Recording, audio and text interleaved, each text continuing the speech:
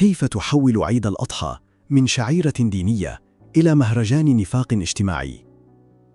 في أصله الأصيل، جاء عيد الأضحى كرمز للتضحية، التواضع، التكافل الاجتماعي والسكينة الروحية.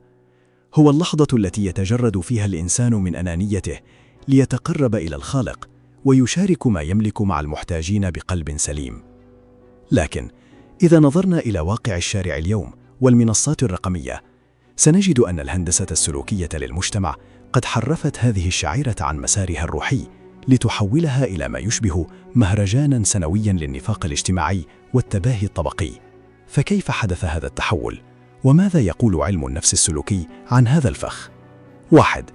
سيكولوجية الامتثال القطيعي وفخ البرستيج. في علم النفس هناك مفهوم يسمى الامتثال الاجتماعي، وهو نزوع الفرد لتعديل سلوكه ليتوافق مع معايير المجموعة حتى لو كان ذلك يضره. الواقع: تحولت الأضحية من سنة للقادر عليها إلى فرض اجتماعي صارم على الجميع. النتيجة السلوكية: يقع رب الأسرة تحت مقصلة نظرة الجيران وكلام العائلة. النفاق الاجتماعي هنا يتجلى عندما يقترض شخص ما بالربا أو يبيع أثاث بيته أو يغرق في الديون فقط ليشتري كبشاً بقرون وحجم محدد، ليس إرضاءً لله بل لإرضاء أعين الناس وحماية برستيجه المهزوز. 2. ترند الشو الرقمي، عندما تصبح العبادة محتوى. مع صعود خوارزميات وسائل التواصل الاجتماعي، تحول العيد إلى منصة استعراض ضخمة.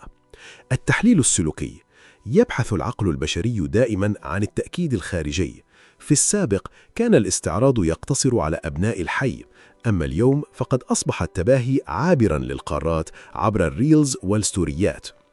تصوير الأضحية، استعراض سعرها وتوثيق لحظات الذبح بنوع من المبالغة، حول السلوك من إخلاص وتعبد خفي إلى مهرجان لجمع الإعجابات والمشاهدات.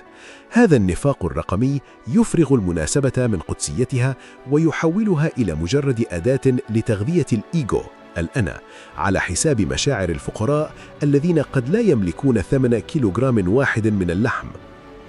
3. النفاق العاطفي وتزييف العلاقات، صلة الرحم المفبركة. يفترض في العيد أن يكون فرصة لتصفية القلوب، لكن السلوك الاجتماعي السائد حوله إلى مناسبة أداء الواجب الثقيل ونفاق الابتسامات. الواقع السلوكي: نرى تبادلاً هائلاً لرسائل التهنئة المنسوخة عبر الواتساب وزيارات عائلية سريعة ومصطنعة، حيث يجلس أفراد العائلة في الغرفة نفسها وكل منهم يحدق في شاشة هاتفه ليتابع كيف يقضي الآخرون عيدهم. غاب التواصل الحقيقي الصادق، وحل محله التواصل الشكلي الذي يهدف فقط لإظهار أن العائلة متماسكة وسعيدة أمام كاميرا الهاتف. طريق الخلاص: كيف تسترد ذاتك ووعيك في هذا العيد؟ تطوير الذات الحقيقي يبدأ بامتلاك الشجاعة النفسية للانسحاب من هذه المسرحية الاجتماعية. إذا كنت تريد النجاة بعقلك واستقرارك النفسي، إليك القواعد السلوكية البديلة. افصل قيمتك الذاتية عن مظاهرك. قيمتك كأب أو كإنسان أو كمواطن لا تحددها أضحية يبلغ سعرها آلاف الدولارات. تذكر أن الاستقرار المالي والنفسي لعائلتك طوال العام أقدس بكثير من مظاهر كاذبة تدوم ل48 ساعة. مارس العطاء الصامت. اكسر سيكولوجية الاستعراض. إذا قمت بعمل خير أو ساعدت أحداً في العيد، اجعل هذا السلوك سراً بينك وبين خالقك. هذا السلوك الإيثاري الخفي يعيد ترميم سلامك الداخلي بعيداً عن نفاق الفيوز. تحرر من خوارزميات المقارنة. في أيام العيد أغلق هاتفك أو قلل استخدامه. عش اللحظة الحالية مع عائلتك ببساطة، وتناول طعامك بامتنان دون أن تقارن كواليس حياتك الحقيقية باللقطات المزيفة الممنتجة التي ينشرها الآخرون. عيد الأضحى لن يتغير، لكن وعيك هو الذي يجب أن يتغير.